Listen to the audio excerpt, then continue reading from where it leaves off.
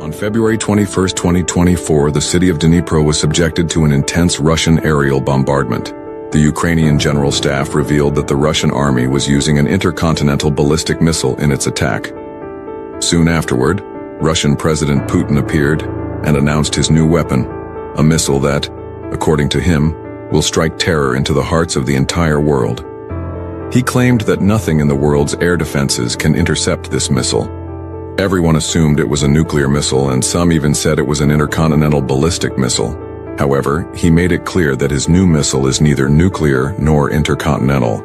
It is simply a medium-range and even short-range missile. So, what exactly is Russia's new missile, and why is the whole world so afraid of it, despite it being only medium-range? That is exactly what we will learn in today's video. Hello, you are now watching the channel Muzdark Documents Russia during its war with Ukraine. Russia has announced many powerful weapons during its conflict with Ukraine, but the talk of the hour has been this medium-range ballistic missile. This missile, known as the Oreshnik, is an experimental weapon for Russia. Its speed is extraordinary, exceeding the speed of sound, and it reportedly reaches Mach 10 according to Russian sources. The warhead's temperature reportedly reaches 4,000 degrees Celsius, which is equivalent to the surface temperature of the sun. Moreover, Putin asserts that no other country possesses a weapon like the Oreshnik. The missile not only created a global media sensation among other nations, but it also stirred immense excitement within Russia itself. Russian citizens were so thrilled that they began naming their children after it, and the names of the engineers who built the missile were even given to streets in tribute. Despite the worldwide media hype surrounding the missile, the pressing question now is, what damage did this missile cause in its strike on Ukraine? Let's first discuss the missile itself. Oreshnik, which translates to hazelnut tree, due to the cloud shape it creates in the atmosphere. Oreshnik is a dual-purpose missile capable of carrying conventional nuclear warheads. This capability is extremely dangerous because it means the missile could, if armed with such warheads, destroy the entire world. Based on the official government data regarding its speed, range, and ability to carry explosive warheads, we learned that Oreshnik is part of a medium-range missile program that began in 2008 but was suspended in 2018. However, after the United States announced the suspension of its own medium-range ballistic missile program in 2019, Russia resumed its program once again.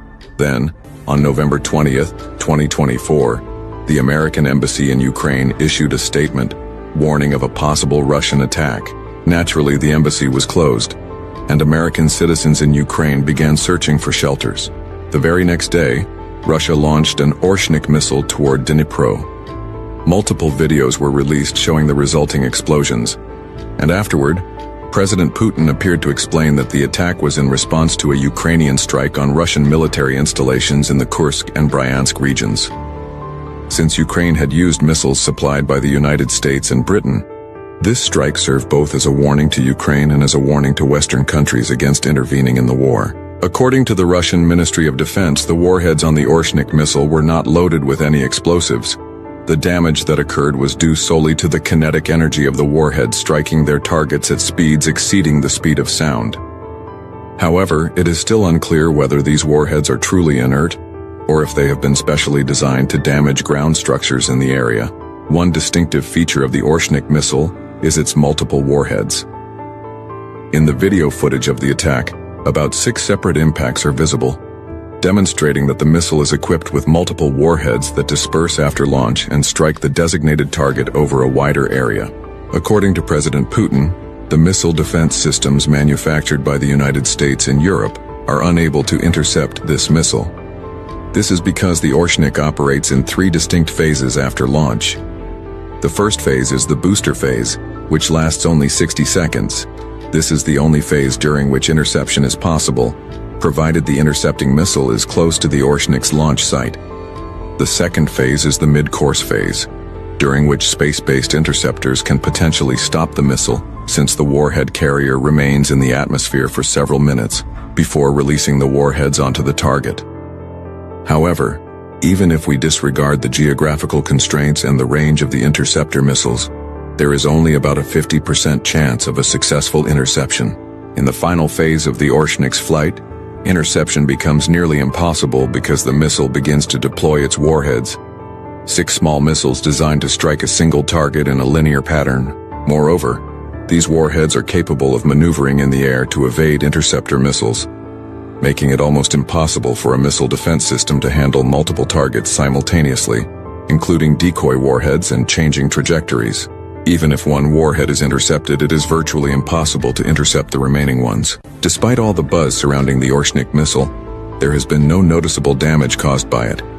The target of its strike was the Yagmash factory in Denpro, Ukraine. This factory was dedicated to the production and development of powerful ballistic missiles and was one of the strongest factories during the Soviet era. Following the Russian attack, the Russian Ministry of Defense reported that the factory had been obliterated from the face of the earth. However, industrial orders later captured new images of the factory, showing that it remains intact. After these reports spread, Russian media shifted the narrative by claiming that the true target was an underground network, and that the Oreshnik missile had destroyed the missile workshop located underground. According to these reports, over the decades the factory had been relocated to the peak of an icy mountain, with most of its production taking place deep underground. Ukrainian news agencies have tried to deny this account, but one factory employee inadvertently admitted that there are no underground factories, although he did mention the existence of some underground structures, which confirms the Russian version.